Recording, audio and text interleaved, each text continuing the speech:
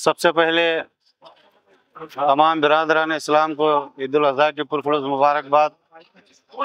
जैसा कि कमरुल इस्लाम फाउंडेशन की जानिब से हर साल की तरह इस साल भी जो भी हजरात कुर्बानी देते हैं, अपने जानवरों की कुर्बानी देते हैं, उनका वेस्टेज जो है ना निकालने के लिए, उनके गलाज़त निकालने के लिए यहाँ पे कमरुल इस्लाम फाउंडेशन की जानिब से ये किट दिया जा रहा है। जो भी हजरात कुर्बानी दे रहे हैं तो इस किट का इस्तेमाल करें। इसमें जो है ना फिनेल है, ब्लीचिंग पाउडर है और एक पैकेट है जो वेस्टेज रहता है।